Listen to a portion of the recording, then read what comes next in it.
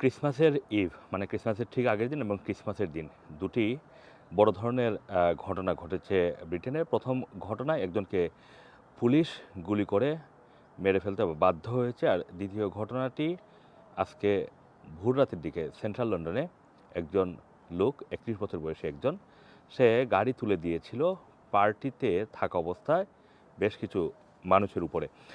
প্রথম ঘটনাটি হচ্ছে গতকাল ঠিক ক্রিসমাসের আগের দিন, যে ক্রিসমাস ইভ পালনের যে প্রস্তুতি নিচ্ছিলেন, তখন ঠিক ওস্টারশায়ার এলাকার এক বাসিন্দা হঠাৎ করেই ছুরি হাতে একটি এলাকায় অবস্থান গ্রহণ করেন এবং তিনি সেই এলাকার বাসিন্দাদেরকে বের হতে দিচ্ছিলেন না।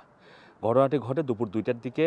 ঘটনাস্থলে পুলিশের একজন নেগোসিয়েটর পৌঁছায় এবং সে কয়েক ঘন্টা ধরে চেষ্টা করে সেই ব্যক্তিকে বুঝিয়ে নিবৃত্ত করার জন্য, কিন্তু তিনি ব্যর্থ হওয়ার পরে সন্ধ্যা 7:40 দিকে তাকে গুলি করে পুলিশ এবং তিনি ঘটনাস্থলেই মারা যান।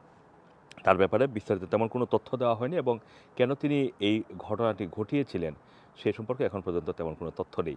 দ্বিতীয় যে ঘটনাটি ঘটেছে আজকে ভোর রাতের দিকে সেন্ট্রাল লন্ডনের, মানে আজকে ভোর রাতের দিকে সেন্ট্রাল লন্ডনের যে লেস্টার অথবা কভেন্ট গার্ডেন এই এলাকার মধ্যবর্তী একটি জায়গা শাফটসবারি অ্যাভিনিউ, সেখানে একটি পার্টিতে যোগদান করছিলেন এমন সব মানুষ যখন ঠিক এই বারের বাইরে লাইনের কিউতে ছিলেন, উল্টো দিক থেকে একটি গাড়ি এসে, মানে যে দিক থেকে আসলে গাড়িটি আসার কথা না সেরকম একটি জায়গা দিক থেকে গাড়িটি এসে সেই পার্টিতে অপেক্ষারত মানুষের উপরে তুলে দেওয়া হয় এবং এতে ঘটনাস্থলে 4 জন মারাত্মক আহত হন।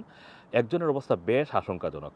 এই ঘটনায় 31 বছর বয়সী একজনকে আটক করা হয়েছে এবং তার নাম পরিচয় এখনও পুলিশ প্রকাশ না করলেও পুলিশ এটা নিশ্চিত করেছে যে এটি কোনো জঙ্গি হামলার অংশ নয়। আপনারা জানেন যে গত সপ্তাহে জার্মানিতে এই একই ধরনের একটি ঘটনা ঘটানো হয়েছে এবং সেই ঘটনার প্রেক্ষিতে গণমাধ্যমগুলো কিন্তু বেশ সতর্ক করছিল যে ইউরোপে আরও কয়েকটি ঘটনা এরকম হতে পারে।